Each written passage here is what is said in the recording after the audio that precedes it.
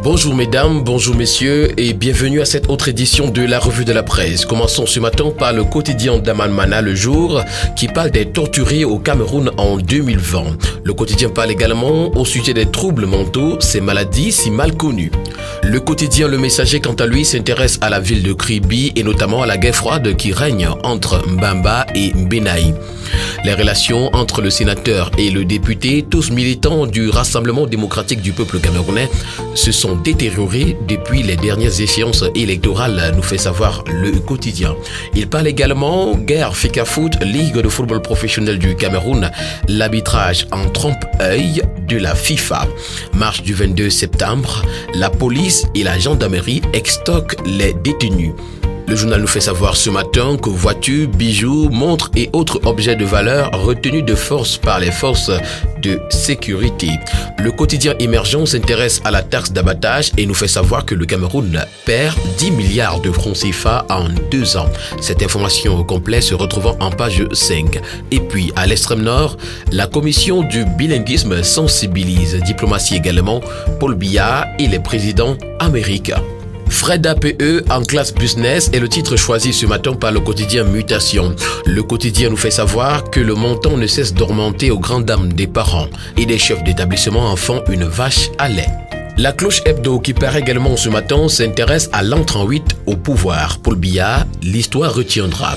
D'après l'hebdomadaire, les premières années de présidence de son excellence Paul Biya seront marquées par un leitmotiv, rigueur et moralisation.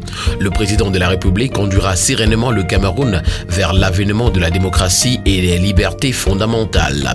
Conformément à la constitution du 18 janvier 1996, le Cameroun parachèvera son processus de décentralisation avec les élections des conseils régionaux appelées de tous leurs vœux par les populations. L'hebdomadaire La Cloche nous fait également savoir ce matin que l'ENAM, l'école des hauts cadres, retrouve ses lettres de noblesse. Et puis 6 novembre 2020 à Kansaba 1er, El Hadj Oumarou se concentre pour les élections régionales. Louis-Paul Motazé a également célébré la bravoure de Paul Biya à Saint-Mélima à l'occasion de l'entrée en 8 du renouveau. Au sujet de la laïcité de l'État, c'est la politique en soutane qui est brandie ce matin à la une de l'hebdomadaire Signature. Débordements épistolaires et verbaux, prises de position spectaculaires et partiales caractérisent particulièrement certains prélats camerounais ces derniers temps. À vrai dire, la pratique n'est pas nouvelle car dans un passé pas si lointain, l'on a connu le coup d'état des anges, mais coup d'état quand même qui a marqué au Cameroun l'entrée tonitruante en politique des hommes d'église. La rédaction de l'hebdomadaire Signature y a consacré tout un gros dossier, notamment des pages 3 à 10. Le quotidien Réalité Plus s'intéresse en grande partie ce matin à l'éducation. Bangou, l'honorable Théodore Ndatuo soutient 250 élèves déplacés du Nozo. Et puis Ouest, importante bourse du député Albert Quinteux à 96 Bacheli. Le quotidien parle également de l'entrée en 8 du renouveau et nous fait savoir que le maillot d'Arlé est avec Paul Biya jusqu'à la gare. Le point hebdo s'intéresse à la déstabilisation du Cameroun et nous informe que Bombo Njoya conspire. Les agissements du président de la Fédération camerounaise de football qui vont de plus en plus à l'encontre de l'autorité de l'État démontrent à suffire l'existence d'un agenda caché pour parachever la déstabilisation du Cameroun après que la révolution Camto ait échoué. La tribalisation qui a déjà atteint les stades de football va-t-elle atteindre ses objectifs ? Aujourd'hui, l'échec dans l'organisation du CHAN déjà suffisamment envisagé servira de déclenchement du complot qui se permettra de donner l'assaut final. L'hebdomadaire nous renseigne également au sujet de la déstabilisation du Nozo que Betty Assomo est au front et puis Franc et France, le pacte colonial nourricier. Continuons ce matin avec le quotidien L'Épervier qui nous parle en haut des unes de la sécurité routière. La gendarmerie ratisse l'Ars Yaoundé-Pouma, mais en grande une, c'est le plan triennal spécial jeune qui est affiché. Le MINJEC évalue les projets dans le septentrion. Le ministre de la Jeunesse et de l'Éducation civique, Mounouna Foutou, a effectué du 4 au 9 novembre 2020 une visite de travail dans les 3 régions de la partie septentrionale du Cameroun. Le MINJEC est allé toucher du doigt les différentes réalisation des jeunes bénéficiaires du plan triennal spécial jeunes.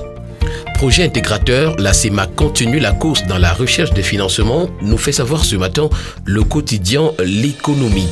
L'économie parle également de l'accompagnement et nous indique que Proparco et Digital Africa lancent un fonds dédié aux startups africaines. Et puis règlement d'échange, un nouveau moratoire de la BIAC en faveur des entreprises pétrolières. La voix des décideurs, parution de ce matin, parle quant à elle du bilan de Famendongo. L'enquête sur l'affaire des 500 millions d'ordinateurs est à retrouver ce matin dans les colonnes du journal qui nous propose une interview exclusive. Accusé de mettre les ordinateurs Paul Biya Higher Education Vision entre les mains des personnes autres que les étudiants, le ministre de l'État en charge de l'enseignement supérieur donne sa part de vérité. Pour le professeur Jacques Famendongo, au-delà de toute spéculation théorique, l'impact du projet e-National Higher Education Network sur les étudiants, les enseignants et les établissements était déjà largement positif avant la date de clôture du projet. Grande Afrique nous parle ce matin de la présence d'un hôte de marque au musée de Bona Adja Singa Bonjo et indique qu'il s'agit de l'ancien international à Yabassi. Sa Majesté Narcisse Mwele Kambi a reçu Emmanuel Kassarero, président du musée du Quai Branly-Jacques Chirac, le 1er novembre dernier dans son territoire de commandement au cours d'un échange culturel bien couru.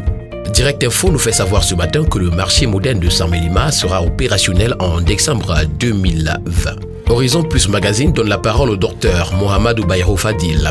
La CGN agit pour le bien-être des fils et filles du Septentrion tout en soutenant les actions du chef de l'État, son Excellence Paul Biya. Mesdames et messieurs, stop et fin de la revue de presse de ce matin. Nous vous invitons également à faire un tour dans les différents kiosques pour vous offrir au prix de 400 francs seulement votre journal et ainsi participer significativement à la vie de la presse au Cameroun. Nous vous invitons également à faire un tour sur nos différentes plateformes médias, notamment notre chaîne YouTube et notre page Facebook pour vous y abonner. Merci déjà et bonne journée à tous.